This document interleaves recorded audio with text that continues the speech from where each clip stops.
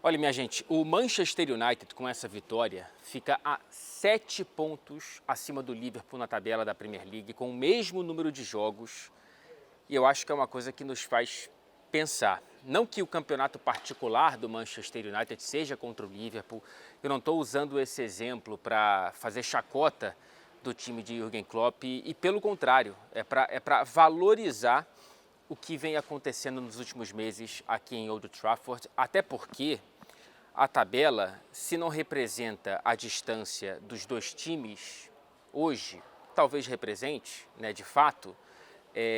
Eu não me lembro da última vez. Eu me lembro da última vez que o Manchester United ficou à frente do Liverpool na tabela, terminou a Premier League à frente do Liverpool na tabela na época de José Mourinho. Mas eu não me lembro da última vez em que a gente viu o Manchester United por um período considerável de tempo, vai um plural de jogos, tendo atuações melhores, mais convincentes e mais completas do que o Liverpool. E isso por essa perspectiva que eu acho que é um ponto comparativo interessante e que nos faz pensar. E é curioso que essa vitória contra o Bournemouth aqui hoje, ela tem um placar levemente exagerado pela quantidade de chances que o Manchester United permitiu que a equipe adversária tivesse. Né? O De Gea fez uma das melhores atuações dos últimos tempos, ou talvez de todos os tempos, com a camisa do Manchester United. É que o jogo não era muito grande, por isso não ganha tanto destaque, talvez, mas ele fez defesas monstruosas aqui hoje contra o adversário. Então, se fosse em algum outro dia, com o De Gea um pouco menos inspirado, ou com os atacantes, os jogadores do setor ofensivo do Bournemouth um pouco mais certeiros, a gente talvez teria um jogo um pouco diferente ou um placar mais apertado. A questão é que não foi assim, né? E isso é um sinal bastante positivo para esse Manchester United, que mesmo em uma noite não brilhante, mesmo em uma noite em que o time por alguns períodos tivesse dormido um pouco no ponto, a equipe sai com não só os 3 pontos na tabela, não só com a 6ª vitória consecutiva em todas as competições, não só com a 4ª vitória consecutiva dentro da Premier League, não só com mais um jogo sem sofrer gols aqui dentro desse estádio, isso aconteceu em 8 das últimas 9 partidas, mas também com a sensação de que a boa fase ela está praticamente intacta, ela está sem os riscos de ser impactada por zebras. E por que eu falo zebras? Né? Porque o horizonte do Manchester United ele não traz times que, se vencerem aqui, seriam uma zebra.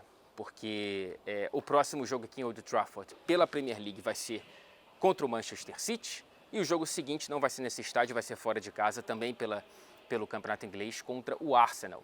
Então o United hoje, que pisa com bastante autoridade dentro do G4, abrindo 5 pontos à frente do Tottenham, 5º colocado, esse United ele pega os 2 primeiros colocados hoje da Premier League. Então são testes de gente grande.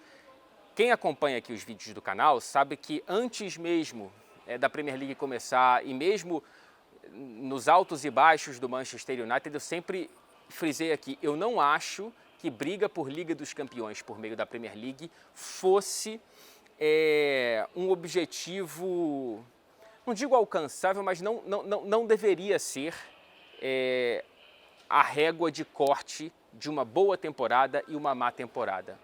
Bom, isso para dizer que até esse momento esse Manchester United está absolutamente superando as minhas expectativas. Eu não esperava o time pisando com tanta autoridade no G4 e olhando até um pouco mais para cima, né?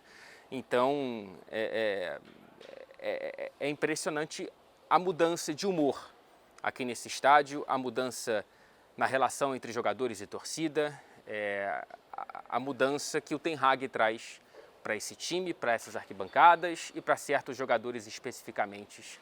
E é claro que a gente pode falar não somente dele, mas acho que principalmente do Marcus Rashford, que marca pela 4ª partida consecutiva. Não fez um brilhante jogo, vem fazendo brilhantes atuações, dessa vez não foi brilhante, mas está confiante, está sorridente, reencontrou a alegria no futebol e acho que esse é o reencontro que também acontece com esses torcedores, né, que lotaram mais uma vez essas arquibancadas aqui no Teatro dos Sonhos. Reencontraram a alegria de assistir ao Manchester United jogar.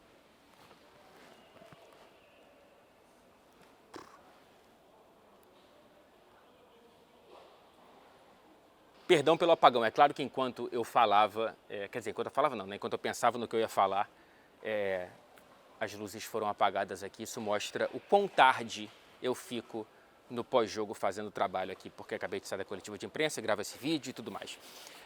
Eu quero falar de Luke Shaw, que fez uma baita partida, né? Não só o gol marcado depois de uma bela arrancada, mas também o lançamento para o terceiro gol, para o Bruno Fernandes passar para o Rashford, foi uma maravilha. Enfim, o Luke Shaw, quando bem, e ele vem muito bem, ele é um dos melhores laterais esquerdos desta competição. E ele vem sendo isso, tá? Ele vem sendo isso. Acho que a gente já pode olhar para o Luke Shaw por esse prisma nessa temporada. É bacana ver um jogador que teve tantos altos e baixos, acho que muito mais baixos do que altos, né, nas últimas temporadas, assim como o Manchester United como um todo, aquele problema sério da lesão, e agora está conseguindo ter uma consistência interessante num bom nível de atuação. O Casemiro não precisa mais falar nada, o quanto que ele controla esse time, o quanto que ele é a pedra fundamental desse meio-campo do Manchester United, o quanto que ele também é um agente dessa mudança de mentalidade e de nível de atuação e de segurança. Ele faz todo mundo ao redor dele jogar melhor, tanto atrás quanto na frente. Então, assim, marcando hoje, né, depois de uma bela bola do Eriksen, o Eriksen, que aliás tem esse dado interessante aqui, foi assistência de número 72 da carreira dele dentro da Premier League.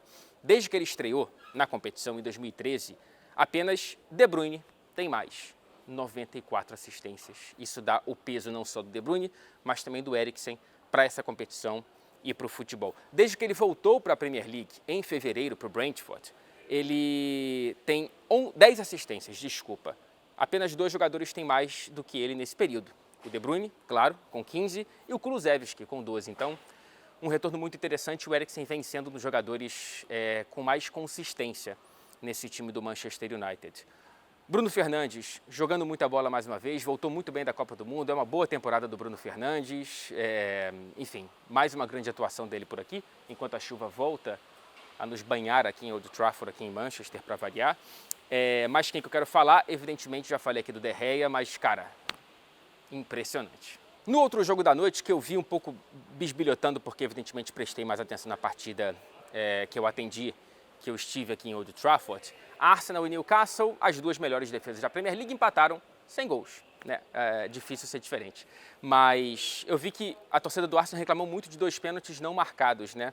Eu vi rapidamente os 2 lances e achei o primeiro do Burn no Gabriel Magalhães assintoso. Assim, é difícil entender por que o VAR não olhou para esse lance e, por consequência, não marcou o pênalti a favor do Arsenal por aqui.